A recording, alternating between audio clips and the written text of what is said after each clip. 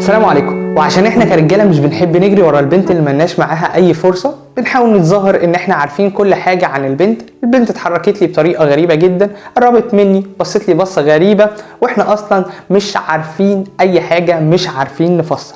اذا النهارده بقى هقول لك على 6 علامات في لغه الجسد حقيقيه جدا، لو حصلت معاك حاجه منهم اتاكد ان البنت دي بتحبك جدا ومهتمه بيك، زائد علامه واحده بتدل على انها مش هتاخد اي فرصه معاك، مش هتحاول ان هي تجازف، مش هتعمل حاجه من ناحيتها. فلازم نخلي بالنا من الحاجات اللي بالنسبه لك ممكن تكون تافهه ولكن مهمه جدا في لغه الجسد في الحب. يلا بينا يا معلم نبدا حلقه النهارده.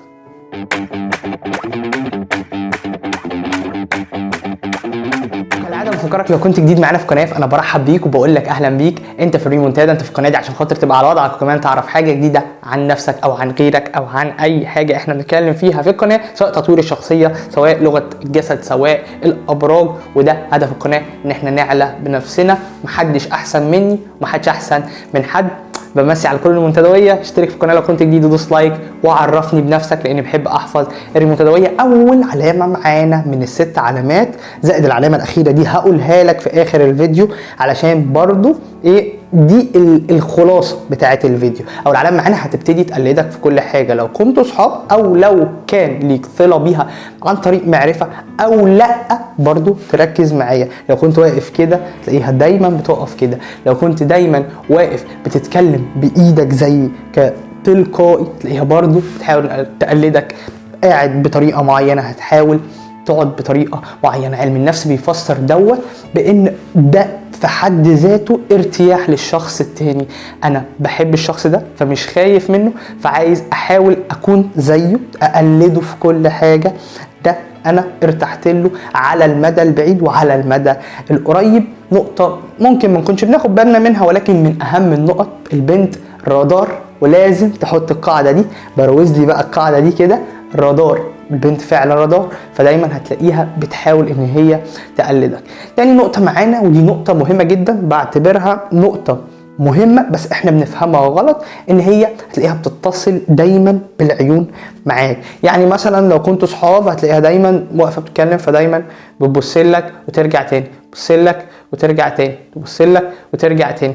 او لو كنتوا بعيد عن بعض برضو هتلاقي واقفة بتتكلم مع صاحبتها وترجع تبصلك، بعد كده تبص في حتة تانية. الاتصال بالعيون ده حاجة جميلة جدا، بتدل على ان الشخص اللي قدامك دوت انت شاغل تفكيره، وشخص بيحبك ومرتاح لك، بس دايما خايف من رد فعلك، خايف يتقال له لا، خايف تقفشه ان هو بيبص لك.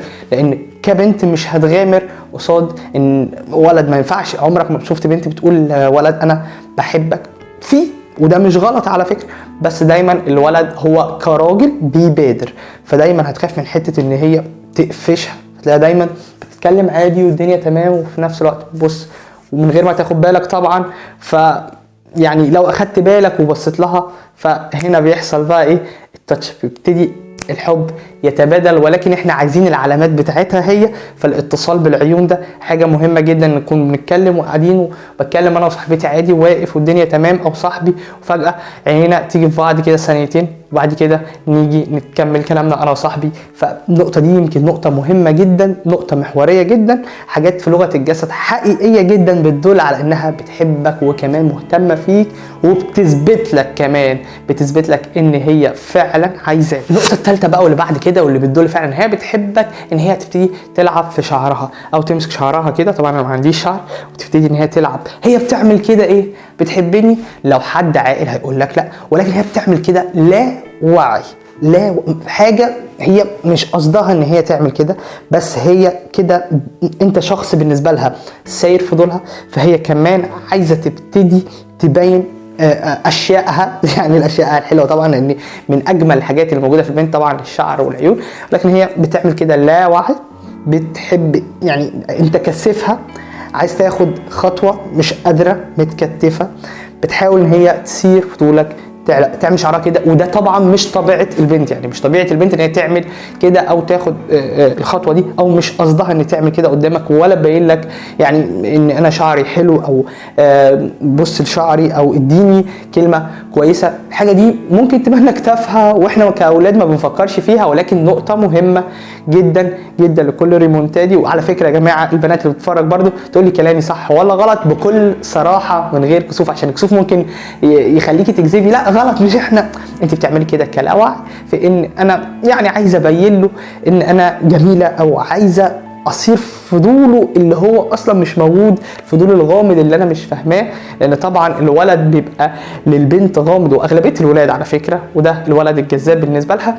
النقطه الرابعه واللي بعد كده عشان ما نطولش حلقه النهارده، هتقتحم بقى مساحتك الشخصيه. لو كانت جايه عليك مثلا على بعد بالظبط 3 متر مثلا، لو كنتوا صحاب ممكن تسلم عليك، لو قربت شويه على بعد 2 متر فهي كده عايزه تقتحم مساحتك الشخصيه. فلو اقتحمت مساحتك الشخصيه فهي بتقول لك لا احنا عايزين بقى ايه، نبقوا يعني لا احنا عادي بقى، يعني ما تكسفش مني، عايزين نفتح حوار، عايزين نفتح يعني عايزين المساحه تقل. اقتحام لمساحتك الشخصيه من هنا لغايه مثلا الكاميرا اللي انا ببص فيها ديت، فمعنى كده ان هي عايزه تخش حياتك، بس بالطريقه لازم انت برضه تتكلم معاها، لازم انت اللي تفتح. فهي بتحاول تقدم السبت زي ما احنا بنقوله. لو كانت قريبه شويه زي كده فمعنى كده لا، يعني خد راحتك انجز، بس طبعا خد راحتك بالادب. لو قربت اكتر من شويه فهي كده قلت ما علينا يا جماعه، مالناش دعوه، كل البنات ليهم احترامهم. ولكن اقتحام البنت لمساحتك الشخصيه من اهم العلامات اللي ممكن تاخد بالك منها، لان البنت دايما خوافه، البنت دايما خوافه. ودي معلومه في النص كده خدها ليك انت يا عم زي بعض، يعني باننا ما عملناش حسابها في الفيديو بتاع النهارده، ان ما ينفعش تيجي تكلم البنت من ظهرها. تخيل بقى ان البنت اصلا بتخاف ودايما طول الوقت بتبص حواليها، دايما بتحاول ان هي تامن نفسها في وعيها طبعا، فبتخاف دايما، خصوصا لو كانت البنت خوافه بطبعها.